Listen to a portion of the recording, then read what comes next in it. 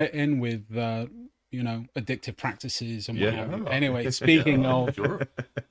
addictive Hmm. practices, we are live. We're back All again. We right. can't stop. Yeah. Welcome everyone. Anyway, so what day is it? It's Thursday, November 4th, That's 8 it. p.m. And we're down one, up one today. Yeah. Yeah. So Yeah. Dan Exciting. Alima, we miss you. Mm-hmm. Let me put on my good luck with everything. Yeah. And Good luck. yeah, so we're gonna Dave, why don't you introduce and also introduce? Yeah. So this is my sister. Do we look similar? I'll get into her box. And Oh, Do that? I don't think so. No. No. Like if I saw you on the street, I wouldn't say, "Hey, oh my gosh, you look like Dave Ritchie's sister." I don't know. It's not what other people think. So this is my sister Caitlin, and she's joining us today. She actually owns and runs a dance studio in Emerson, New Jersey called Creative Edge Dance Academy, and she has been running that for 10 years. Oh, that's cool. And she Yeah. has kids that go from 1-year-olds all the way up to 18. So she's been practicing with some of the SEL stuff. She obviously has a lot of experience dealing with the kids and also the parents. So I thought we'd bring her on, get her perspective about the topic of the day. So why don't you tell us a little bit about yourself, Kate?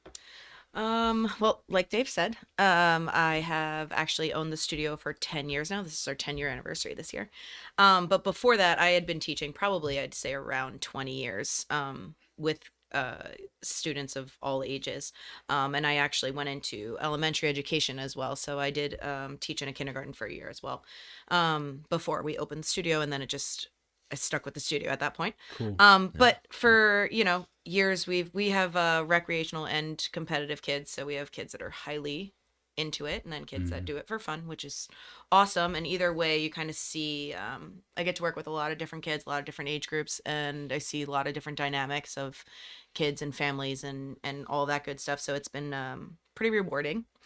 I would say that this year we kind of took a different stance on things, being that everybody kind of went back to a full schedule for the first time. So, last year there was a lot of dead time in their day because they would go to school for what, a half day, half Yeah. of them, and then they would have nothing to do for 3-4 hours, and then they would come to dance all night. So they kind of were very energetic at that point. Whereas this year I saw a lot of a lull this year because they were in a full day of school, and even the younger kids are like, it's so long, because some of them don't even know what it was like to be in school at all, because it was almost 2 years of really no school for them. So kids that were in first and second grade have no idea what a normal school day kind of consists of. So we did a whole lesson the beginning of the year. I think it was end of September we did, and I kind of just sat them down and I was like, how does everybody feel they're dealing with getting back to school, getting on a schedule, and especially my older kids, I said, how's your time management? Are you getting your work done? Are you, because I'm hearing they're all like, oh, I got to run home. I got an essay to write and it's due tomorrow morning. And, how's your time management working? You're not getting out of here till 10 o'clock at night. So what are we doing here? But I kind of just like listened to them, and they gave them an opportunity, especially my younger kids. I actually did it with his daughter's age group, and it was really kind of amazing to hear what they were talking about, things that are happening with different kids in school, and how do I deal with that? And did you tell your teacher? No, I didn't. I don't feel like I can. And did you tell your parents? No, like I'd only told you, and I told like my friends. But like just letting them get it all out, and then them being like, it's interesting that they had the same situation as me, Yeah. because they don't talk about things like that. When they come in, they're talking about like silly things, especially at that age. But they had like an actual conversation, and it made them actually bond a lot, because it made them realize, wow, she's going through the same thing, and I'm not the only one that's having this scenario happen, So it was really actually a very rewarding situation for them all the way up. I Yeah, mean, the yeah, parents even came in after and were like, thank you so much for that. Because I don't think that they feel sometimes, especially with the older kids, that they can sit their kid down and have these kinds of conversations. So they would rather somebody else have Sure. it for them sometimes. Yeah. And I just happen to be that person that ends up Yeah. in that scenario. Yeah, I mean, even as we tie it into Mellow and the app that needs to be created. I mean, right now it's a glorified website. I've been working on it all day today, and it's in its first iteration, which is based from basically high school students. So it's no one kind of 13 and below, So catering to those, it even makes me think about how the younger children would need to be approached, and how they could be, you know, led emotionally in a different way than teenagers. So yeah, it's an important it is an important issue that needs to be probably That could be a approached future after this. kind of variant. Just be like, click absolutely. on this if you're, sub 13. Or I mean, whatever. not only that, but branching off from that, I've got it pathed out so that it'd be, the young kids is going to take a lot of work. Yeah. What's really going to be a lot of work, not to get off topic too much, but is the deaf and the blind students. I figured it out how to do it for the deaf and the blind. Really? Because think about it. Yeah. You got a screen. How the heck do I navigate? So I thought about it. I don't know if anyone else is doing this sort of idea, but it's simple. And I say simple now. I probably just jinx myself. But children, you know, really young comprehension age and up, where they're grasping a tablet or a phone of some sort. It's, and even married couples. Years ago I had, are you going to do this for adults as well?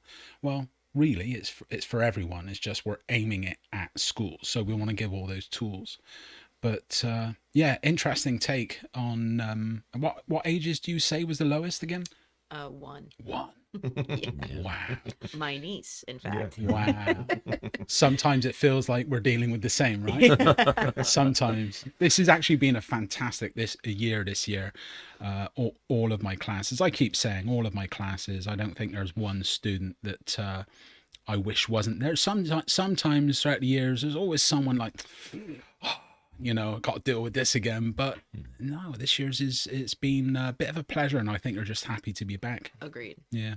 I'm starting to see a little bit of a shift. Are you? Yep. Just not necessarily in my classes, but overall in the school. I feel like in the hallways, I feel like there's a comfort level where people are reverting back to some habits they might have had before. This kind of, I think the honeymoon phase is really wearing off. The now. rebellion. Yeah, it's getting to be a little bit more. I think the initial is, we're happy to be back. We're gonna toe the line. We're gonna follow the rules. You might be noticing this as well with your Definitely. role, but now I think they're starting to identify that now that I'm comfortable with my surrounding, my teacher, my routine, and I'm not in that kind of self-preservation mode, I'm gonna start to find my role in kind of who I'm gonna be in this school. My personality, my grades are in a certain spot. Maybe they're not where they should be. Maybe I'm going to start being a little more of a clown in class. Maybe whatever. They're starting to fill the roles as opposed to being like marching in step. I feel like they might be. I'm definitely seeing what you guys are talking about.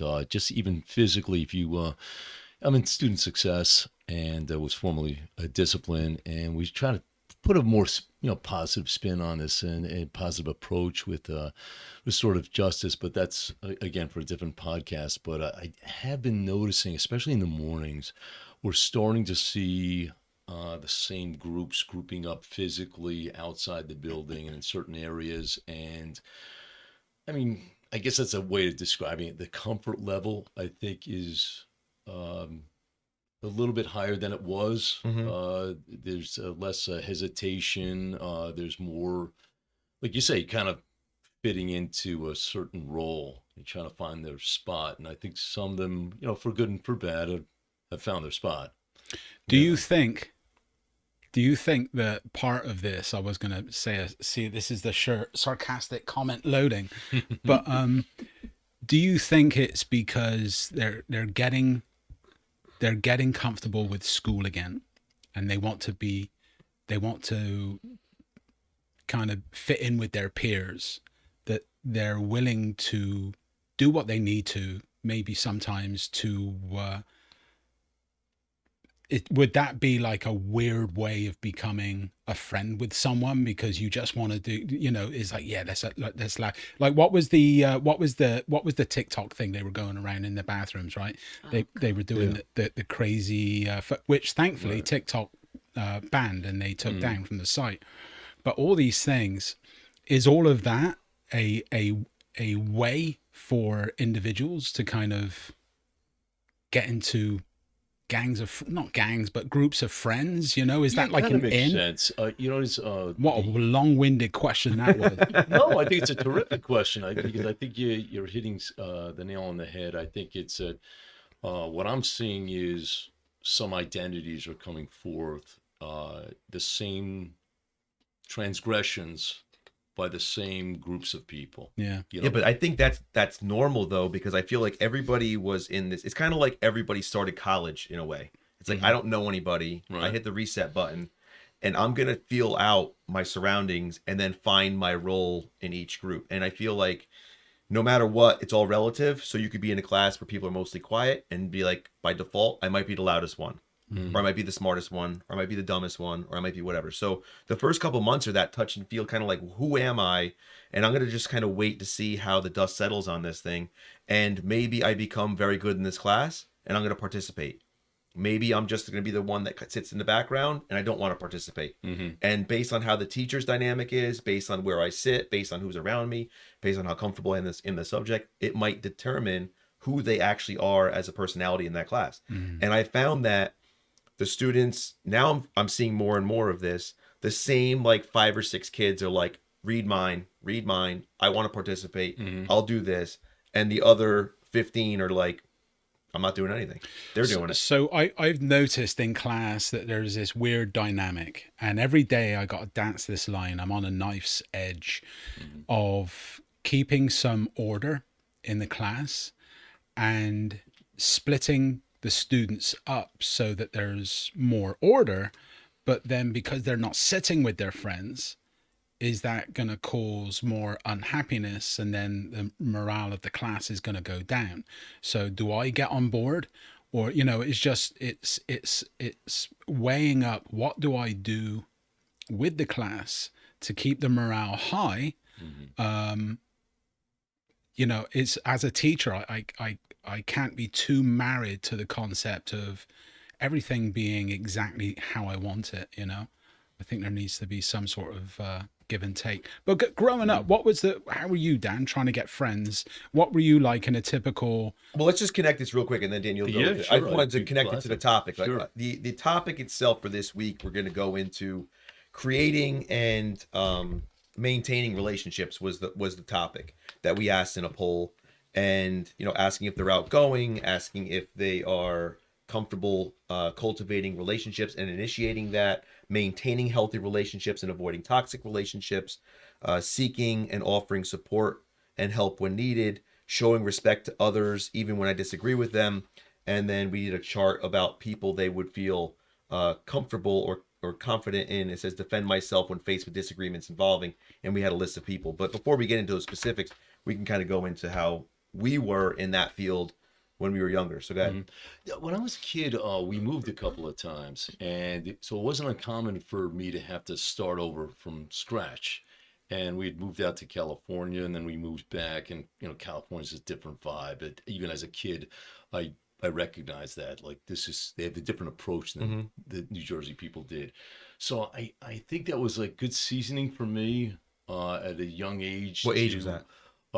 Moved out there when I was 6, and then back when I was 8. So still pretty young, but at a pretty early age. And I'd gone to parochial school. I'd gone to Catholic school as a kid, and then public school when we were in California, and then public school again.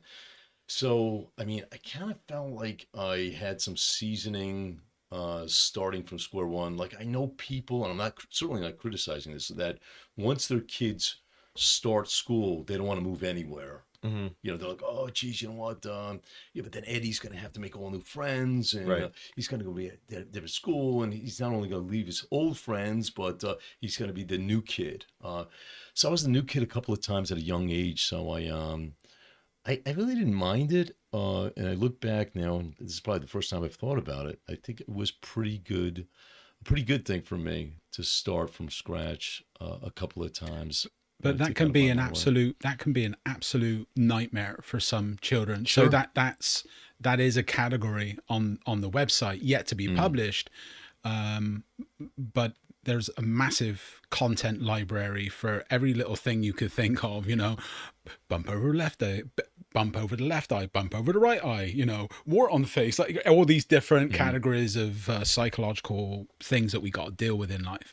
But yeah, just being relocating and having to start over again, leaving all your friends behind again.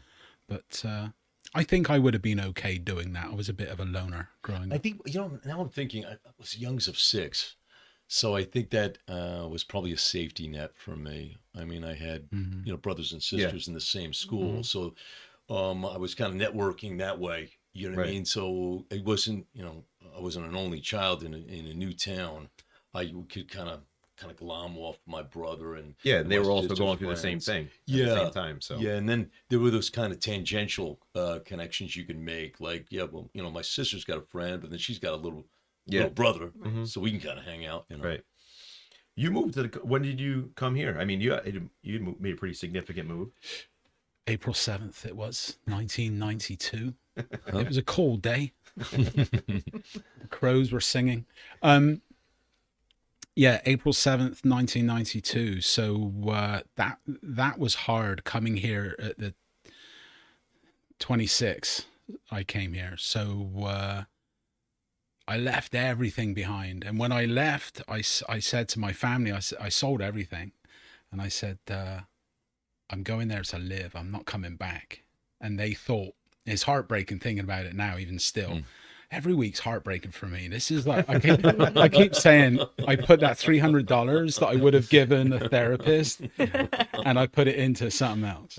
So, yeah, so it was tough. And even to this day, I'm not a good friend maker. If I make friends, it's by accident. Yeah, I'm one of the most outgoing people, you know, but I think I'm too friendly.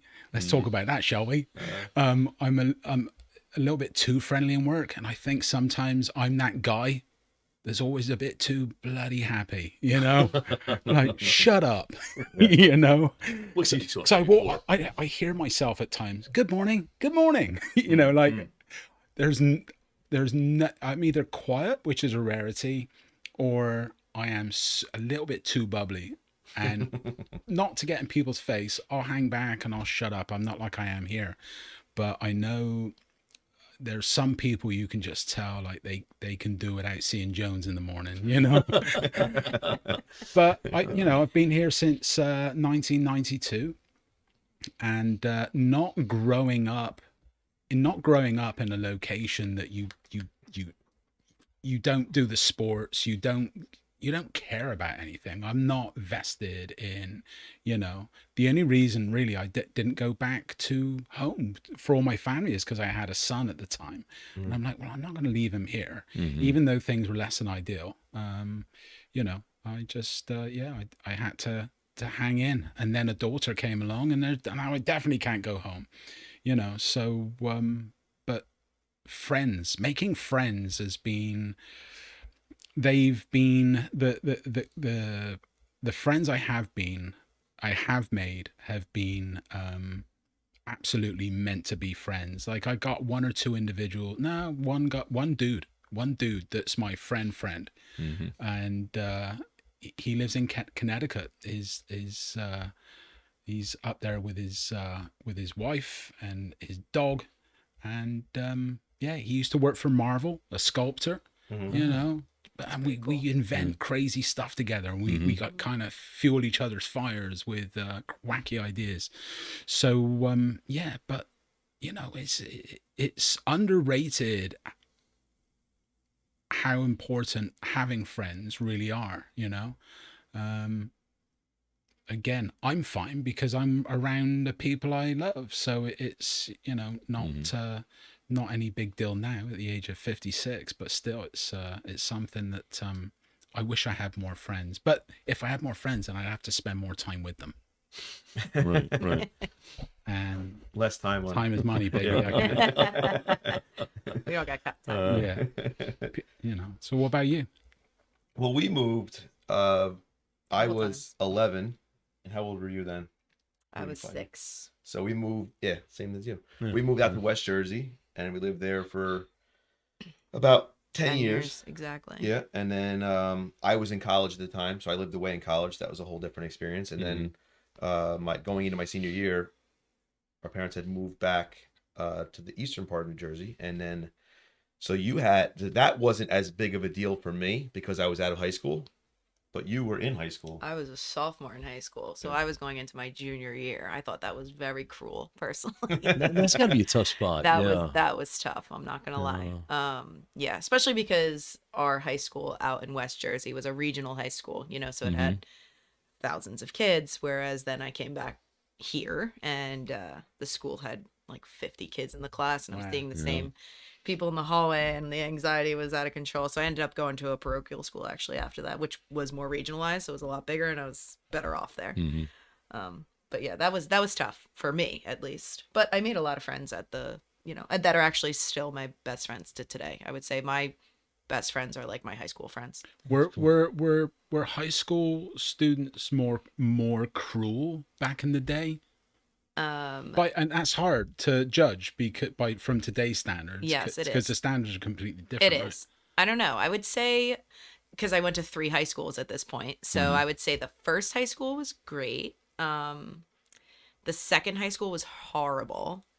That was a small one. That was a very small school. And I mean, to the point where like a kid got like thrown into a door and the glass just went shattering like right in front of my face. And Wow. I was like, all right, I can't handle this. But they were also like weirdly a year behind educationally. So I remember my sophomore year being reading the Scarlet Letter was put on my desk, and I just cried every night. My mom was like, you'll get through it. I almost failed that whole marking period because she would quiz us every day and I couldn't understand Old English.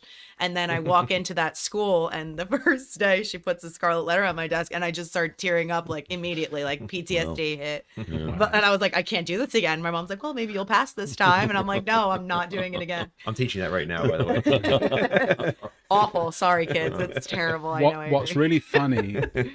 really funny is I started looking at public domain works, be it audio, text, music, and what of that would be awesome to put on the website, you know, and even bedtime stories. So there would be chapters where people could listen to like a little story, Dan, or oops, and yeah, so. And I think the Scarlet Letter might have been because I wasn't sure what it was all A about. good sleep story. So I, Yeah. A horror think story, I- apparently. is it? I Yeah. I downloaded a bunch of the books, and I think I think I've got out my computer this evening, which is very strange. Anyway, But the other thing I think is important with that is that, you know, and I've said this before, my high school friends are my best friends, and I was out there, went through high school all 4 years, but I moved out there when I was in 6th grade, and that was a little tougher. But I do feel like because we played sports, that was a given that you're gonna make friends that way. yeah. Plus proximity, who you live near. So I was lucky enough, like my best friend moved in, like when I was in 7th grade, he lived down the block, and I just met him because he was right by the bus stop, and like, I just said, "What's up?" And like, it was very easy. I do feel like making friends is easy, but then keeping them can be difficult, Yeah. and maintaining it is difficult, right? Yeah. So I think the whole idea, especially when you're young, I think that's one of the big issues that might face this generation. And you were mentioning about college that you were mentioning the other day. Yeah. We can get into that in a second, but Sure. it's more about the idea of going into it. If you just said to a kid, all right, you're going to go to a new spot and that's where you're going to be, will they immediately repel that and say there's no chance I'm making a friend, or go in with the open mind of being like, cool, that's an opportunity to meet new people?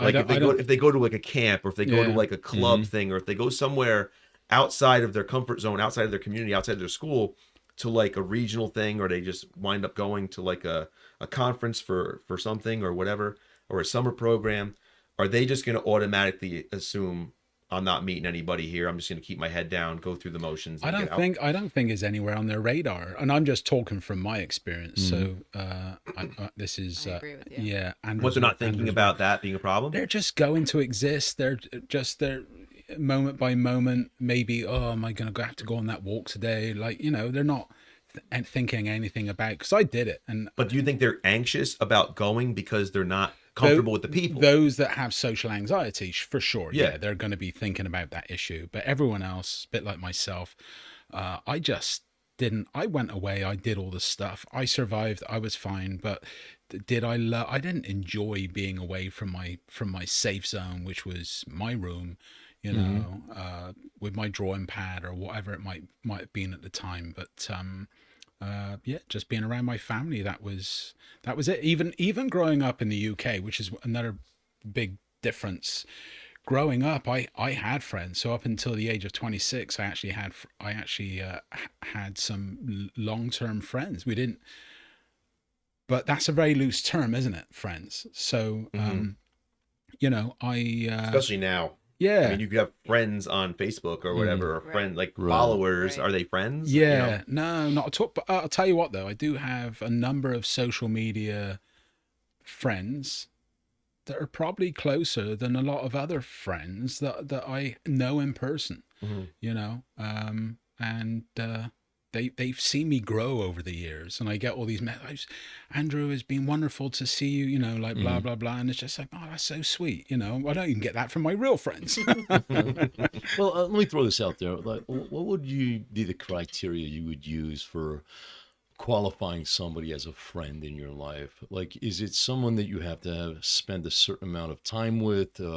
Is it a certain amount of crossover and interests? I mean, maybe we can start there. Like you just said, the Facebook friends. You know, if you're Peripheral. growing, That's like peripheral for me. yeah, if you're growing up in the last, say, 15 years, you're a young person, you might think that the word friend means just someone that you know, that you have some kind of tangent connection to. But like any of you, I think what makes somebody a friend? I Like think- what qualifies them? I'm going to call this guy or this person, this lady, this fella a friend because they've met what criteria? I think social media has generalized it too much. Agreed. You know, it's like anyone can be your friend.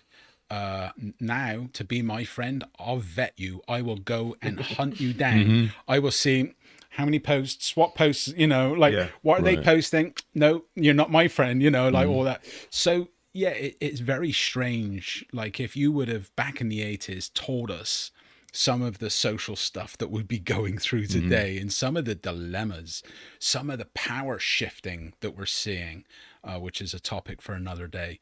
But you know, it's the world is a wacky place, but I think social media is a big place to kind of When I blame was the a shifting teen, of that. when I was a teen, I think that my friends were the people that I spent a minimum amount of time with physically every week. I don't know whether that would be 10 hours, 12 hours, whatever. The other guys that I spent less time with, I didn't really consider friends. I didn't consider them Yeah. enemies. I just didn't, if I was making a list of friends, I said, okay, write down the friends you have. They would probably all be people that I spent physical time with a minimum, I would say, of 10 hours a week. Yeah, I think physical connection is probably where I would put towards the top. I think especially when you're younger, if you're my friend, we're hanging out. Right. It has to be that. It's not, especially when We're not talking on the phone yeah, or it's texting. not. Yeah, exactly. We're We're going, doing something together. Also because we didn't have alternatives to be. We're not talking. I mean, you could talk on the phone. I mean, that wasn't like necessarily more of a guy thing to do at the time, but like, Right. it would be more like come over. Mhm. Like it wasn't like let's talk. It's like, hey, what are you doing? Come over, and then that would be the thing. So we'd hang out. We'd go to the movies. We'd do something. We'd be playing sports together. A lot of it was similar interests. Mhm. And also spending time together, going down the shore, going trips, whatever. And those people that did those things with now, even though we're all scattered all over the place, we still try to get together once or twice a year, and we will make the concerted effort to say, I'm putting everything down to go hang out with these people again. That wouldn't happen with peripheral people. Like Right. if there was somebody outside of that realm that said, hey, we're going to get together next weekend, I might be like, it's not a priority, and therefore I might not go unless it was like convenient or whatever it was. But there's other situations where like a friend of mine who lives in Oklahoma City, it's like if he's coming into town, I'm gonna see him at some point. I'm gonna go drive to wherever he is because he's close enough by where I can go meet up with him. And if I have to drive a couple hours, I got to whatever. be in the same room as this person. Yeah, at some point, yeah, because if he's that close, and there's people like that where it's like we're gonna make the concerted effort to hang out more. Even and again, it doesn't matter how often. It just I know when it does happen, it's like we just pick up where we left off, that kind of thing. Yeah, the more you talk, the more I kind of realize a few things. So when I was back in the UK, I did have a singular dude friend that I would hang out with. We'd watch music. We'd listen to music. We'd listen to music and like Earth, Wind and Fire back in the day on a record player. That's what I'm talking about. And just good times. And he looked me up once or twice, but I was out of the country. And I think now he lives, Dave Cole, now he lives in Canada. Different times I've had one singular friend, one singular friend. Sometimes that's all you need. Yeah. Yeah. Yeah. Yeah. That could be all right. Isn't Yeah. that a song somewhere? Probably. One It should singular be. If it friend. isn't, I don't think so. yeah. Doesn't go that way. Yeah. Let me add the reverb. One singular friend. Hey, what's your take on this? I mean, you're the only female. in the I don't group know. here right So, I mean, I would say that I agree a lot with what he's saying and what you're saying. now. I mean, it's more of a question from me. Is that are there minimums? I don't know, because for me, I would say again, I do agree with the physical, like being in Yeah. and hanging out with these people, and like loyalty. I take very, I guess, look into that more so than anything else. But at the same time, I feel like looking at what the kids have nowadays, because they grew up with computers, they see texting as that's my friend. Yep. And they're content with that. And I think for them, that's why, especially for me, for what I see just in dance, they only really hang out with dance people. So a lot of them, that is like their circle of friends. And maybe it's literally just because that's who they physically see every day mostly, and that's who they feel comfortable with. But, they can say, yes, I have friends in school, but it's more, of an acquaintance. And I don't think they know what that term even is necessarily. So for them, I think that computers and social media and texting, and that's on FaceTime even, I would say, is like a big thing, even with like middle school and elementary school. It's FaceTime. Everything's FaceTime me later. So I feel like that's what they utilize the most.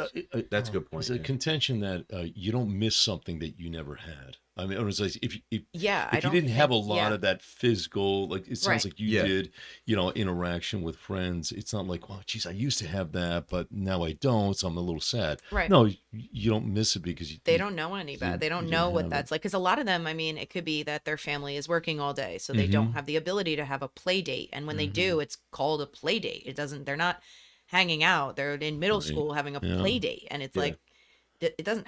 You could just go be with your friends, like it's your friend. You're going over your friend's house. You're not having a play date. Right, You know doesn't what I have to be an mean? appointment. Right? Yeah. Yeah. Yeah. That's what it's become. Yeah. Yeah. And it's kind of sad when you look at it that way. Well, I a couple things. One with the playing idea. My daughter's in first grade, so sometimes when I pick her up after school, and sometimes she'll just be like, "Dad, can I stay and go play on the playground?" And a couple other kids from her class will stay and go play on the playground. So I hang out for like a half hour, and she just plays with them on the playground, and then we go our separate ways. Eventually, that'll probably become like come to the house or you go to there or whatever. But as they get older, but that's like her way of socializing with those people. Plus, she goes to dance and whatever, sees her cousin every once in a while.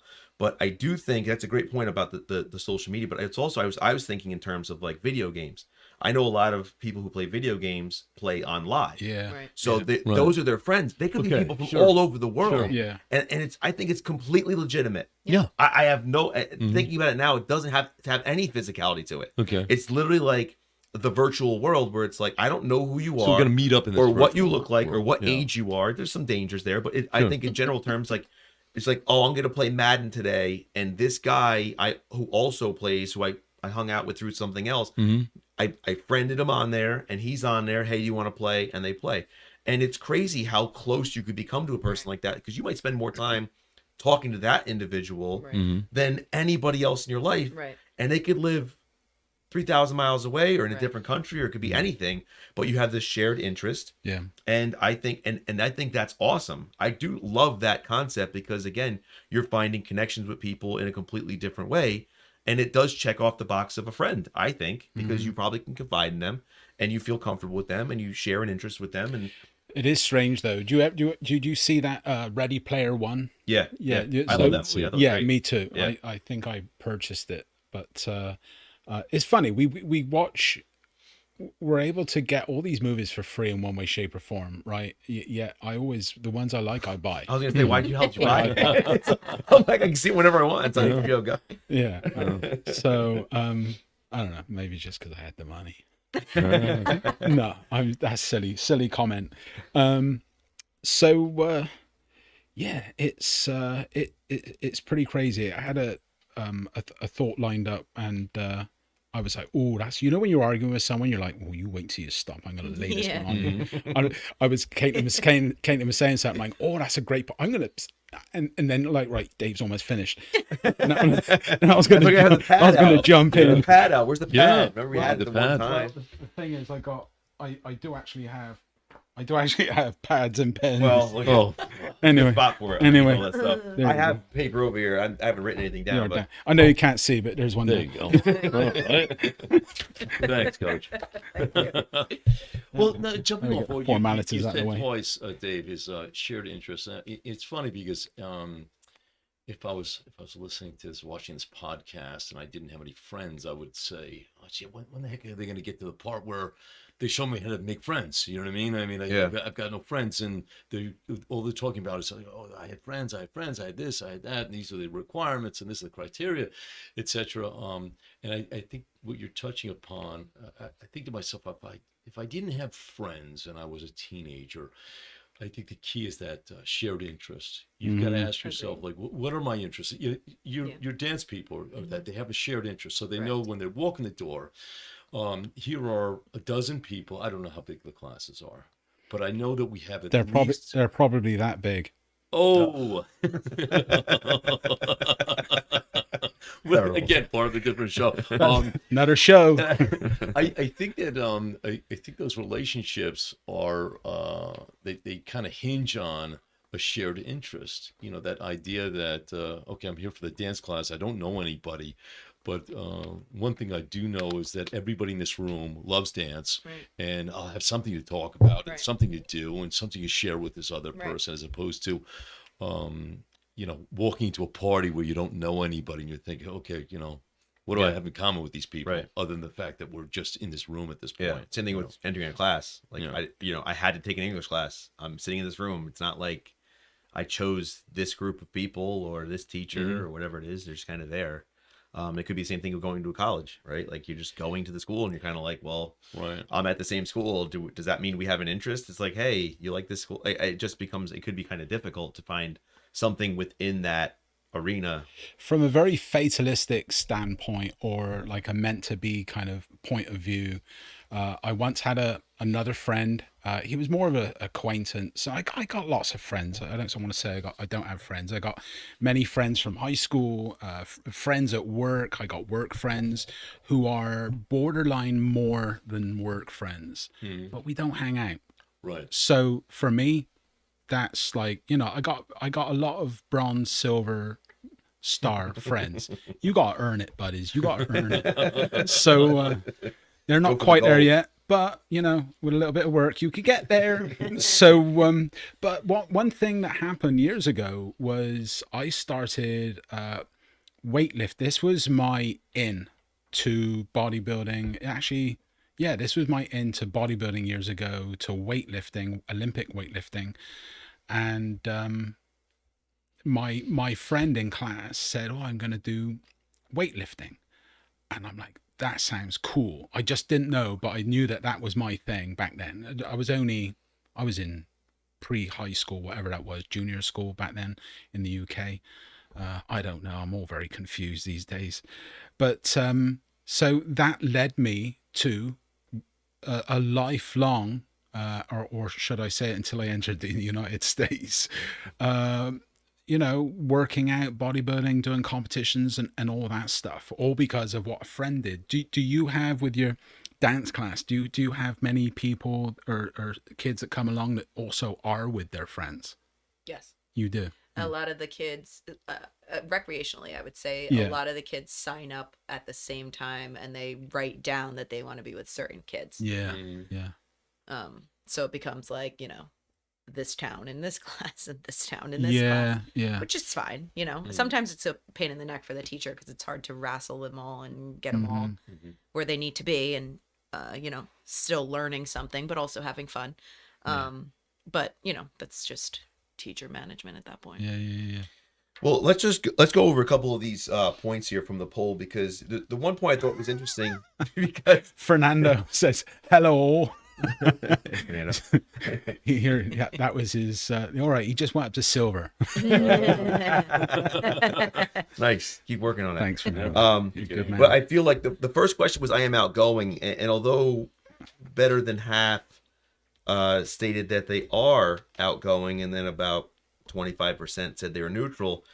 I don't know how important that is in order to establish friends. You know what I mean? I don't think I'm really super outgoing. I have hardly any friends. Yeah. Like people, it's funny because I think sometimes I surprise people by how few friends I have. I don't hang out really with anybody. I think it has a lot to do with what your schedule's like, Yeah. and what you've Yeah. lined up, Of and, course, yeah. and how much discretionary time you've set aside for yourself. And then, dare I say, I think you're one of those really busy guys. Yeah. You give me the impression that you're busy all the time. So, you know, if you don't have a lot of discretionary time, it comes at a kind of a high price. And It I know does. that sounds really selfish. of No, me to say, no. It's selfish of me, and it's silly of 'cause I'm me. that way. Because the older I get, the more I realize it's not about the money, the things, and what have you. It is about the relationships. And actually, studies have come out that have showed that those individuals, the older you are, that have good solid relationships, that you have people you can talk to, especially if you've got layers of family.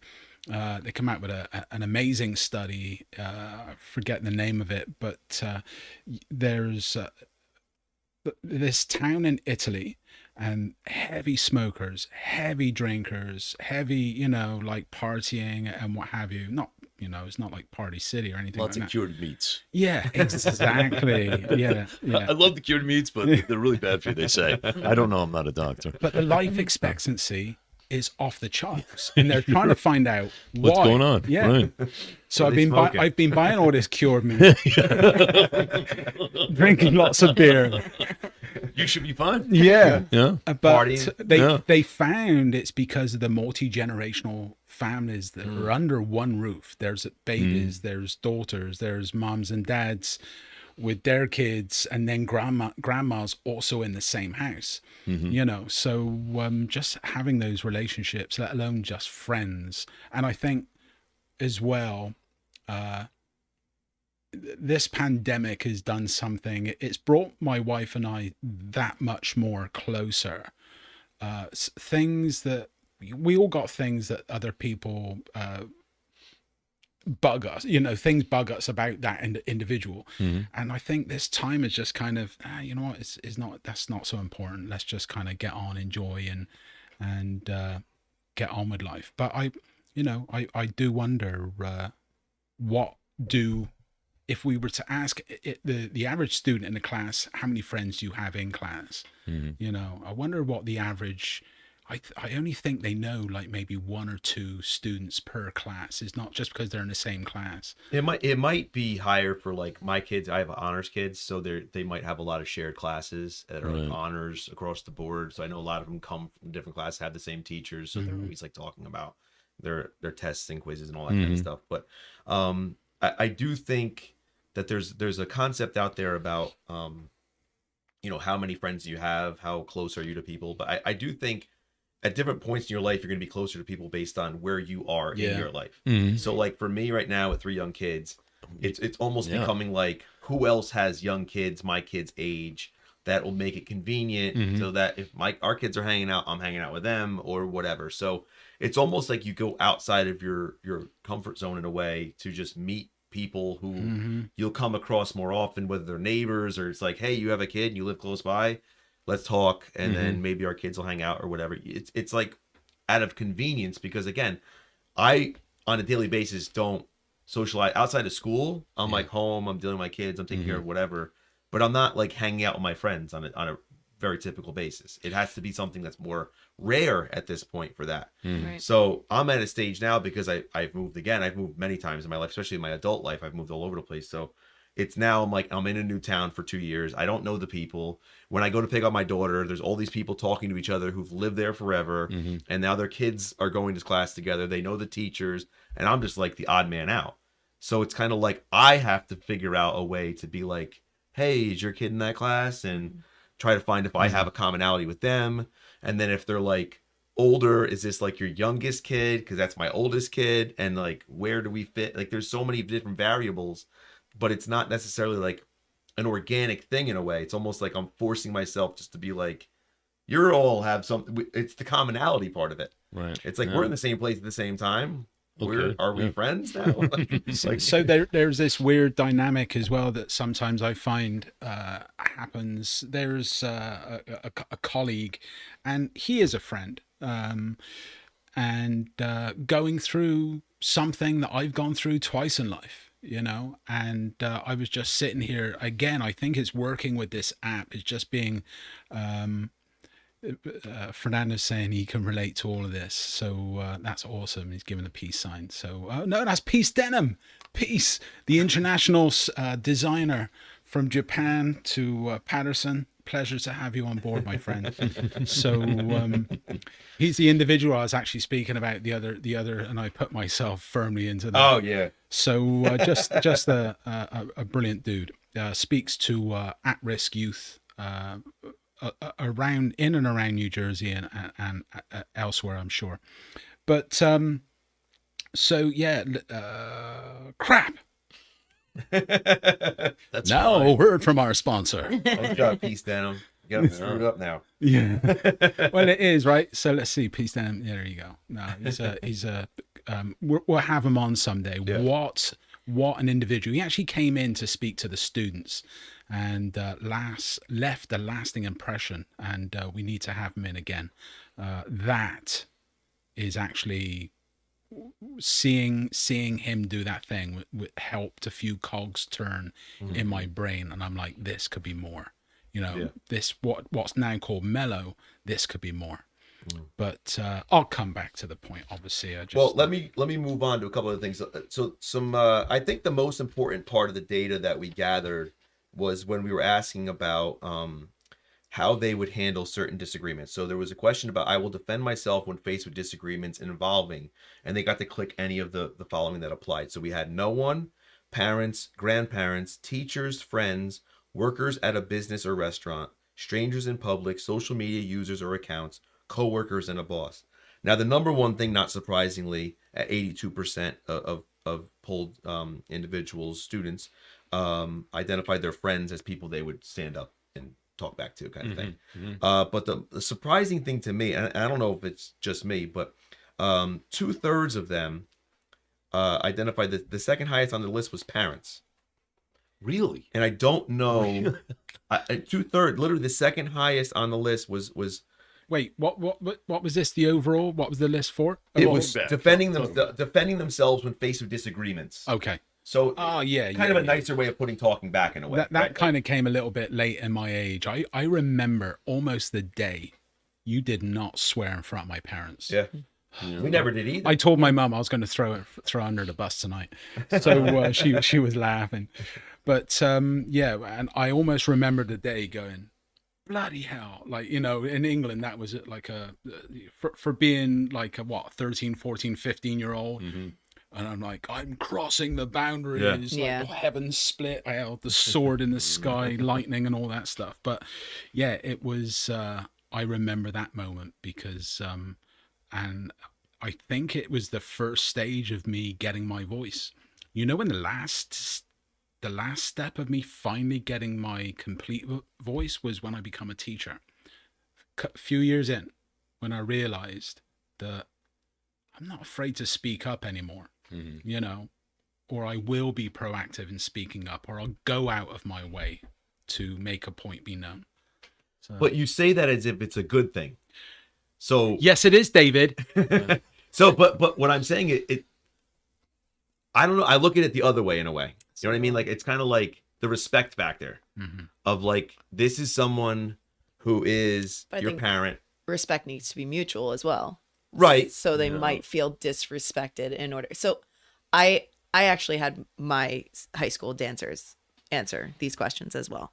And we kind of talked about it as they were doing it. And a lot of them see, I know you said that you were surprised about parents. I'm not surprised at all because to them, and I've asked them, how many of you, if you had to go to one person, if you were in trouble, who is that person? And most of them are saying their parents, but their parents are like their best friend. Yeah. So I don't think that, in a way, I feel like they feel comfortable enough to go back at their parents. Whereas one girl flat out told me, she's like, I only take things out on my mom. She's like, I'll internalize everything, like with my friends, with my, at work, at dance, at wherever. I internalize everything with teachers, and then I just lash out on my mom. And like, that's where they feel comfortable enough to do it. And I think it's because they are friends with their parents. Now, is that a good or a bad thing? Right. That's the big Right, question. and That that's could a be whole very separate fine line. podcast, but we could talk about that now a little bit. Like, It's a very fine line. Absolute- I it's funny because my wife and I, she'll sometimes say to my oldest daughter, she's like, I'm not your friend. And I'm like, don't say that to her. Like she could be, like, tell her that, because it's all how you internalize it. Because I'll tell my son, I'm like, you're my best friend, like, all the time. So it's like how you look at it. But she's looking at it from like, respect me, Right. that kind of point, which I completely get. Yeah. But I'm like, you could still, it's a weird line It between is.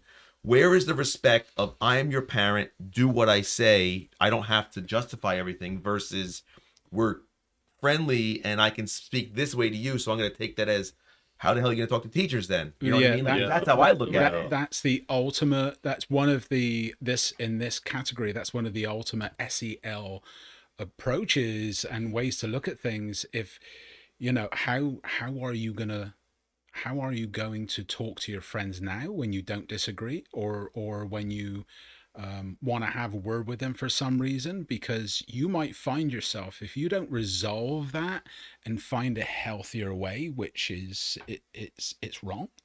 I found myself waking up mid-marriage realizing that every day I've been upset, every single time something's not been going my way, I've been taking this out on the wrong person.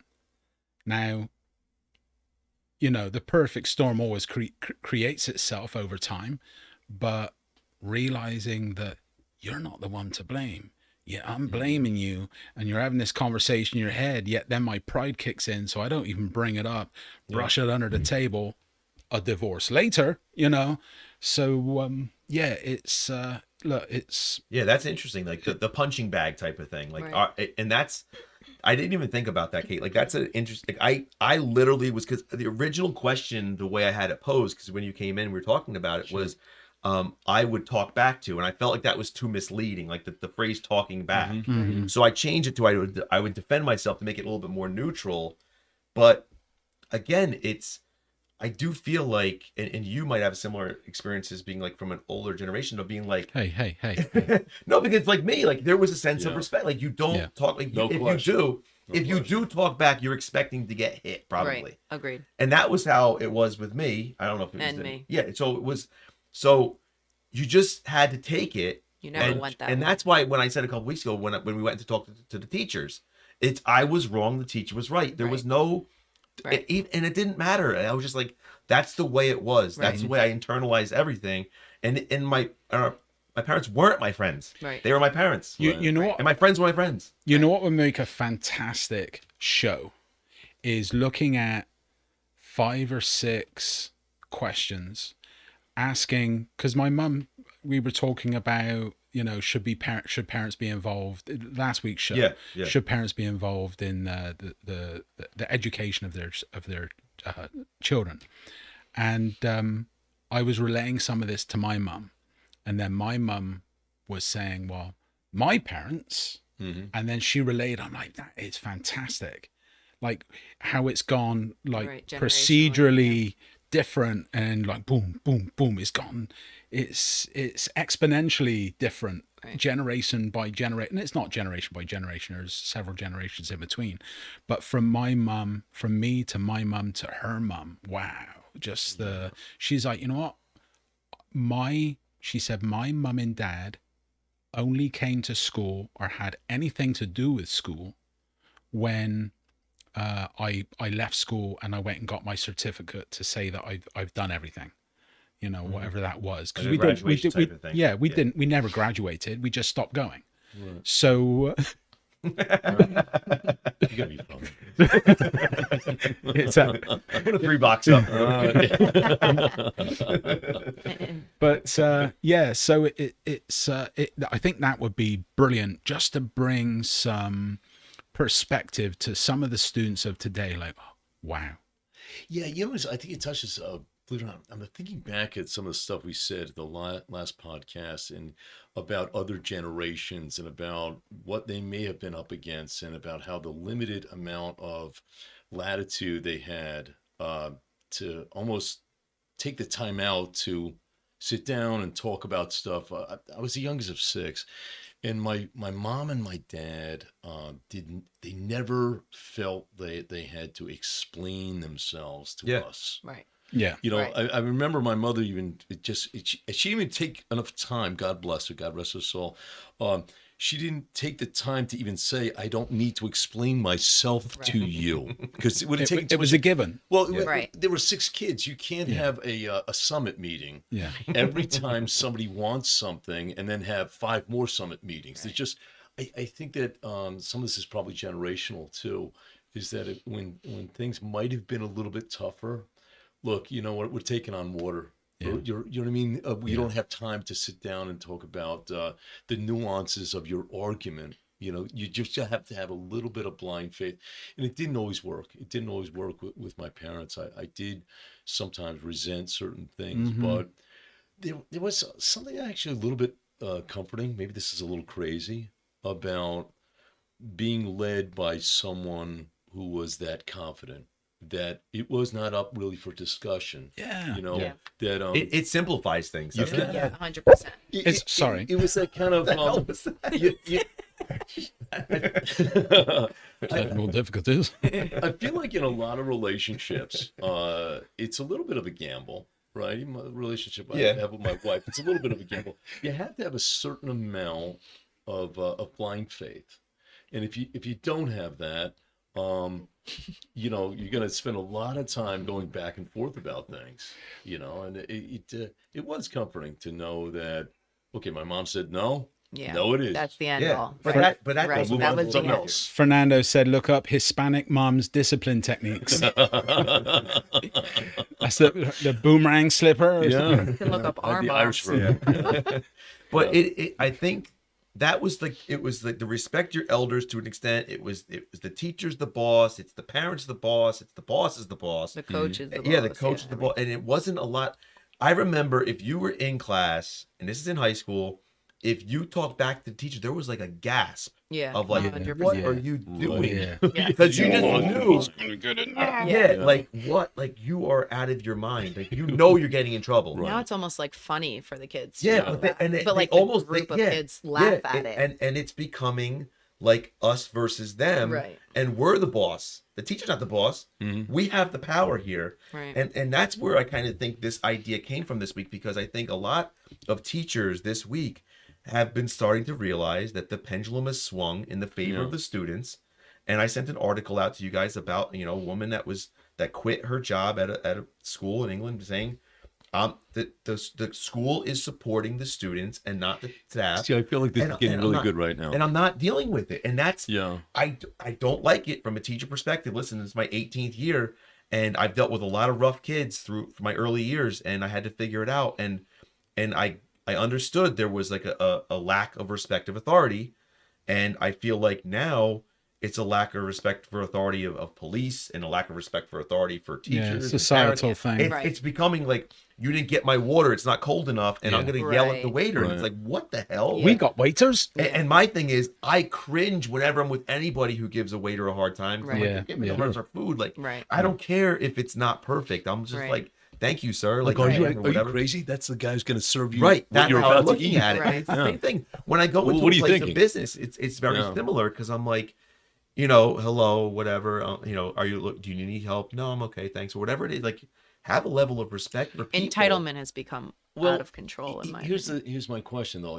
And again, this goes back to a former podcast where I think I said something about when you're growing up today, I just feel like there's a lot of indecision from adults. I see it all the time, this indecision. Well, it's this, no, it's that, it's the other thing. Well, we're not really sure.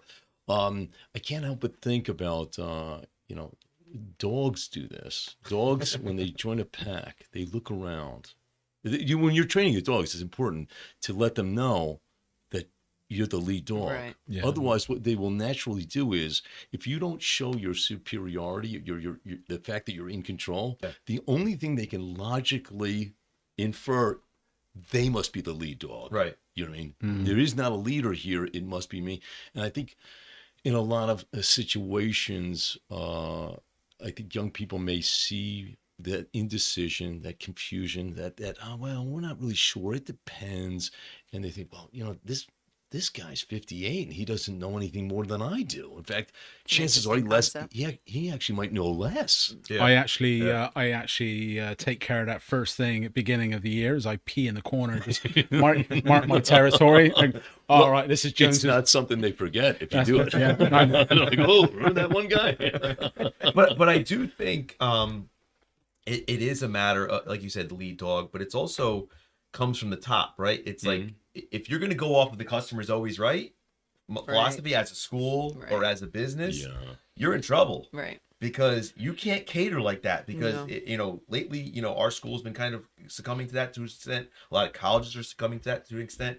Businesses where they just let the customer run the show, let the student run the show, and it becomes kind of like there's a fine line between show the respect to the teachers, like we got the teachers back, and if a student says anything about what happened in class, the teacher must be wrong. And it's like, why do I have to defend myself? Like, I'm an should be a adult. mutual respect. But it shouldn't be where, well, the kid said this is what happened in class, so therefore there must be whatever. It's like, why are you automatically assuming that's what happened? This goes back to what I read recently, and you can apply this 100 different places right now. If my feelings are hurt, that means I'm right. Right. Yeah. Yeah. I must be the That's right it. person. Yeah. Yeah. Oh, that comes to a screeching halt. Yeah. I was doing it at the time. But I do think that is an interesting topic to go into, as far as like how they view that question of defending myself or talking to. Is it a matter of disrespect, or is it a matter of communication in their mind about how they view their parents' relationship? And is there a correlation between how their relationship to their parent to how they deal with other people in positions of authority, or teachers or what have you? Well, let me put another spin on this. I've often wondered this, especially for our demographic. If you are a young person and you are being asked to assume adult roles in one part of your life, okay, so when you're at home, you're in charge of the other kids, right? And then, maybe you have to make dinner, and maybe you have to clean up, and you got to make sure your little brother brushes his teeth. My first year teaching, I'll never forget this. I had a young girl who didn't have her homework, and I asked her why, and she said, my brother wouldn't brush his teeth. And I thought, I mean, how does that make sense at all? Yeah. And then she finally explained to me that, like, she spent the entire night chasing her kid brother around because her mom wasn't home, and she was in charge of the toothbrushing, so I have a choice, either get done what my mom wants me to get done, or do Ambrose's, homework or whatever. And she probably made the right choice. So my question is that for that student then to come into your classroom and feel that, well, I'm the adult at my house. Yeah. You don't have a leg up on me because, we're both in charge of things. I don't. Again, I think that's learning the social emotional cues and understanding that, okay, here I need to let go. At home, I need to take charge. My question is, to piggyback on top of that a little bit, I'll answer your question with a question. Okay.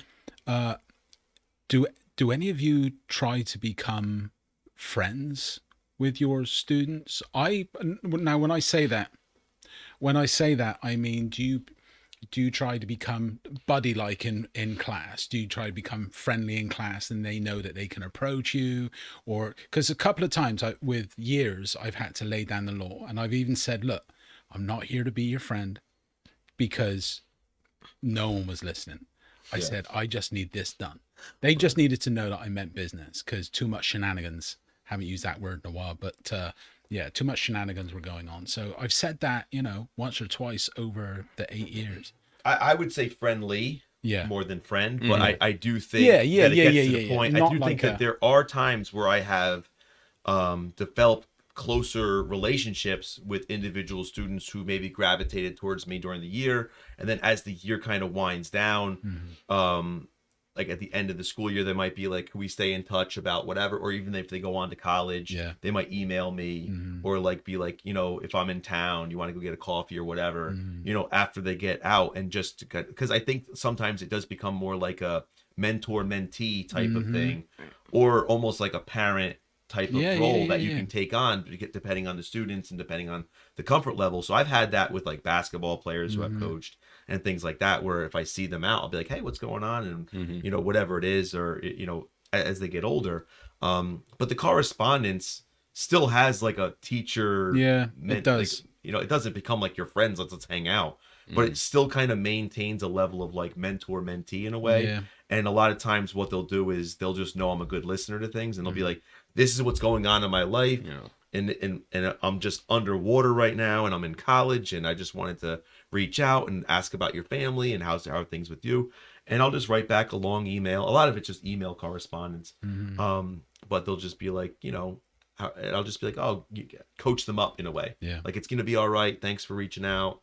Hopefully everything works out for you. Let me know how it goes. Yeah. But it's just more like checking in a way than Because anything else. at the end of the year, when they all graduate, invariably I do have a bunch of students that I'm heartbroken that they're no longer there. I don't see them. Occasionally I'll go to the graduation. It's not a short day. It's usually sweltering hot. Yeah. And coming from the UK, if it was raining cloudy, I'd be there every year. Right in. Yeah, got me brolly.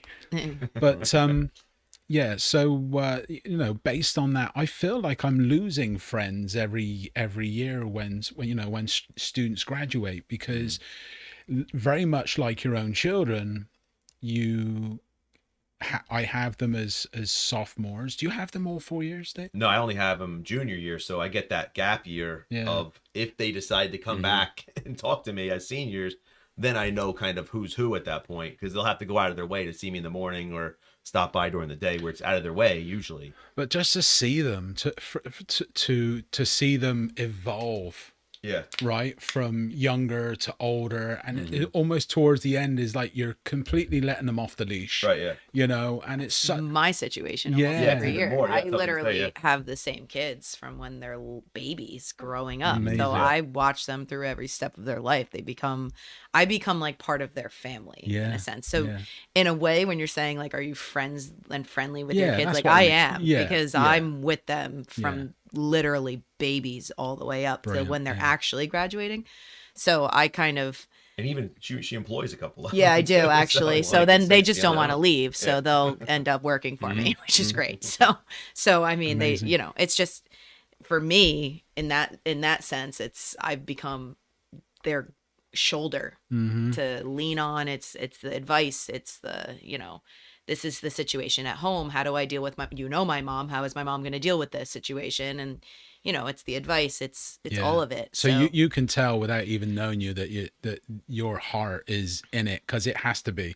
If you're doing that and Yeah. you're dealing with that year after year, Yeah. it's almost like my heart gets broken a little bit each year when like a bunch of the students leave. You maybe you never hear from them again, and occasionally you do, but which is always really nice. But I couldn't even imagine. Yeah, that's like very. seeing It very, is. It's very hard. family oriented. It is. Yeah. It's hard. But I think at the same time, when you're looking at the hierarchy of even just what you guys were talking about with who they can go back at, there's a very strong respect line with all of the kids and with me, and honestly even with many and most of the parents, I can say, like, which thankfully, it was harder in the beginning when we first started because they saw a young kid. I was like 25, 26 when I first started. So it was becoming, you don't have kids, you don't understand. And I hate that whole concept, but whatever. I know you guys have actually had a conversation about that in the beginning. Yeah, I just one of the earlier podcasts. You actually said that. But I'm just saying, I know there's a very, I'm very good about situations with them, and I give them a little bit of freedom, but at the same time, we are going to get this done, and we're going to get it done the right way. I expect at competitions that you act very professional. You clap for everybody, you cheer for everybody. They've gotten all these kindness awards and all that, and I take that higher than any of their grand championships that they've ever won. But I think it all comes down to that mutual respect and that line. There is a fine line, and I know for myself, as you know Dave very well, he's highly sarcastic, and that I'm the exact same way. So he's average sarcastic. And it's true. But we're very sarcastic in our whole house. So for that, I can speak to them in a certain way, and I know other teachers have tried doing that, and it just falls short. And I'm like, you sound rude. Like, you can't say that. You know what I mean? And some of my kids who became teachers and I'm like, no, it's not going to work for you. Like, it's style. You need to know what works for your crew, or works for the kids, and work from that.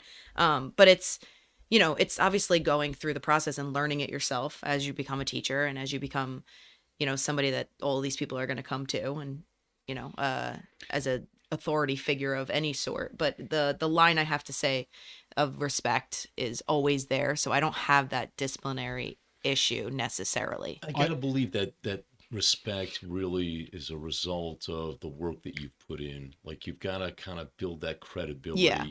And you say you've had kids, since they're real little. So you have this like big bank account of experience that they've had with you, so you probably can get away with, like you say, the sarcasm. Right. I get it, and we're back to a little blind faith. A little blind faith. That I don't know what they call you, Coach Caitlin. What do they call you? The little kids call me Miss Kate. The older ones just call me Kate. But I mean, they know that Kate or Miss Kate is, she knows what she's doing. There's no sense of confusion. There's no sense of like, I'm not really sure. And, right. And again, we're back to, I keep going back to this idea that if you're a young person and you think that the adult that you're dealing with doesn't have much on you, you got to be thinking, I mean, even if I want to give this person respect, I can't give it. Agreed. And I actually, as owning a studio and having other teachers work for me, I have had couple teachers that the kids have walked all over. Yeah. Ooh.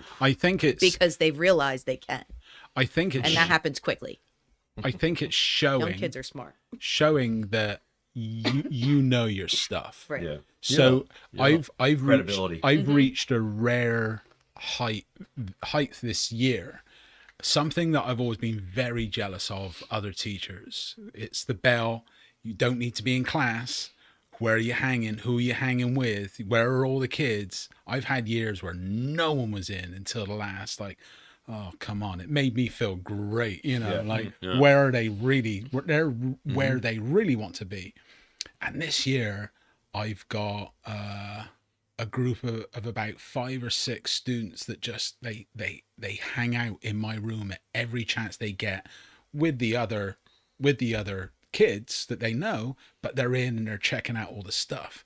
And the difference this year is that I've kind of stepped up my game a little bit. I'm not just doing the computer stuff. I'm also showing the practical hands-on. So everything is like, oh my God, how do you do this? How do you do that? And oh, that's cool. And so just tangibly, they can walk in and see, holy crap, what is this? I want to do this. And again, it's all, they hang out with their friends, and I allow them their silliness, their goofiness, their little bit of loudness. I let it go, because that's creating all of this fervor to create and design and want to do in class. So it has its pros and cons, but I'm really enjoying this year's actually, yeah, my senior class, because they're bringing in their friends. So see what I did there? Well, I hope we're also sending a message as educators and coaches, whatever, that I always say, teaching, Yeah. it's kind of an easy job, but it's not an easy job to do well. It's, and I think sometimes people see that as like, well, you're teaching a bunch of kids, and it's not really, you're not going that deep with the subject matter, and it must be fairly easy. But to do it well, Right. I think is extremely difficult. It's an art form. I'm not even sure that I ever did it really well when I think about how you can teach, how you can reach people, and I've seen it.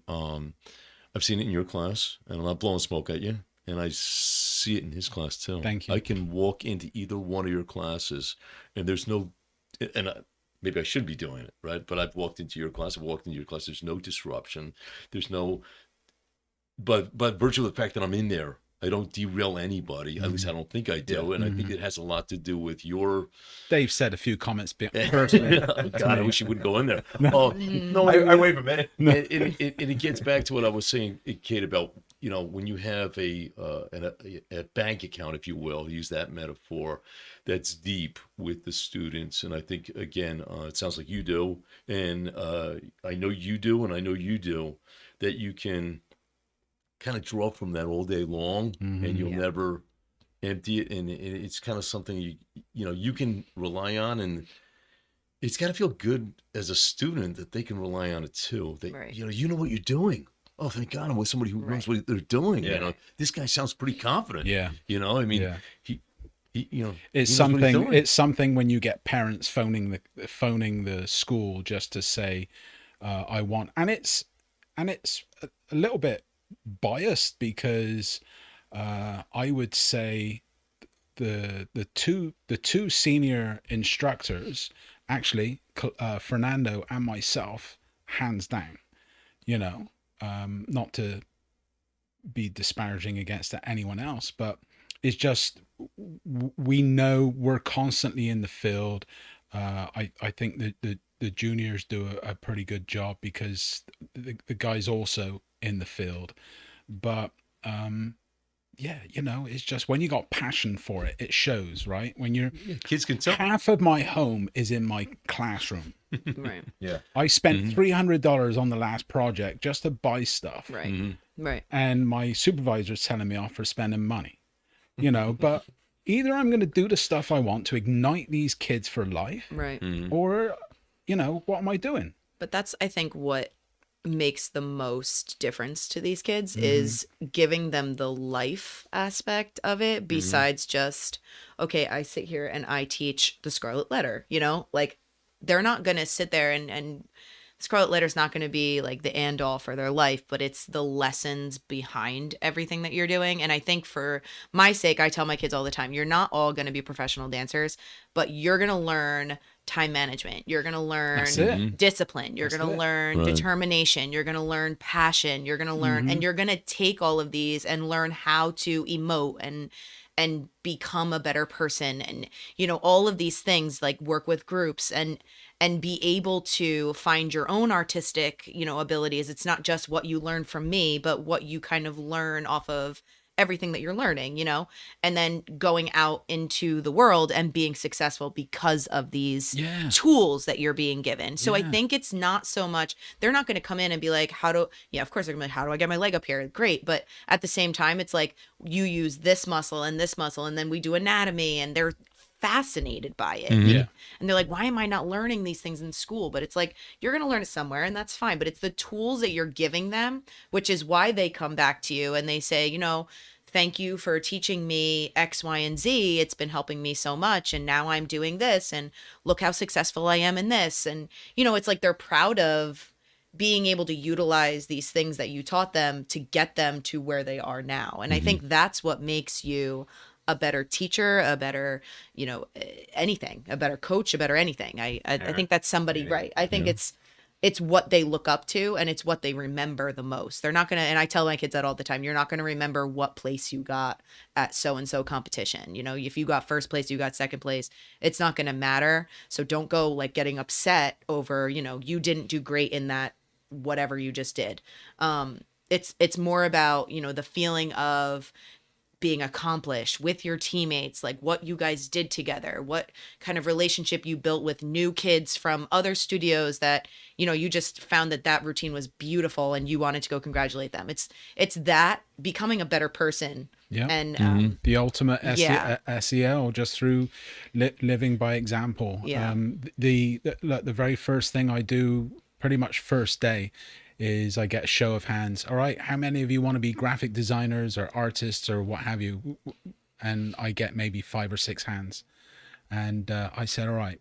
I said, this is to everyone, but this is to all of you that think you want nothing at all to do with graphic design. I said, I believe that you're here by no mistake whatsoever. You're going to learn some really valuable lessons, and that no matter where you go in life, you're going to be a better whatever it is because of this class. And I don't just mean the textbook stuff or the curriculum stuff. Right. It's all the additional teachable moments and the conversations that they have in class and the things that I'll raise up. I'll play devil's advocate just to give another side. Peace Denham says, a good teacher can make an unlucky hard case kid feel like $1 million. absolutely. I'm a product of Passaic County Tech and commercial art teacher John Murphy, and a few of us know some very powerful stories about John Murphy. So, which we'll probably have you in person one day, Q, and you can recount some of those stories. So I'll have to get the beat button ready. But yeah, and that's the thing, isn't it? And over time, even though this podcast was about building and maintaining relationships, I think we kind of did that in a roundabout way. I know it was slightly off here and there. We're an hour and 22. What are we doing? I should be home asleep by now. But you're What are we in doing up? but you're in luck. We only have another 3 hours left to go. Yeah, this is the marathon episode. Just call 955-721 What are we selling? What are we hawking today? Shiva, Jerry Lewis telethon. We with should your phones in donation the of back. $9,000. Or Shiba. We'll take Shiba. Yeah. I got like $4 now. Yeah. So yeah, brilliant stuff. No, but you ended on a high note. I think that's good. Yeah. I think between those last couple comments there and the contribution from our listeners here, I think that's well said. I was going to mention something more negative, but I'll leave it. I'll leave it on a high note. Let it go on. Yeah, well, different time. Yeah. Plenty of time for those negative comments. Yeah. Our paid membership will be able to hear those comments after Yeah. that would be the Yeah. That's where the beat button comes out. yeah So yeah we'll leave it. yeah. Well, right. thanks, Kate, for coming on. Yeah, there was. Thank you for having me. Thank I you so appreciate much. it. I've been a big Yeah. fan of the show. Oh, Feedback. awesome. Yeah, You we fit need in, it. you fit in well here. Yeah, you You're very really did. smooth. Yeah, Yeah. welcome back anytime. Thank so, you. Thank you very much. We need to get like an applause. I got different buttons here, but I don't want to press them. One because thing. I'm not sure what they're. Well, Oh no, because the Don't audio. need that. Yeah. All right. Oh, there we There you go. go. There's your send off. That's it. All cut it. Here he is with Caitlin, Dan, and Dave, and myself. All right. Goodbye till next time. See you.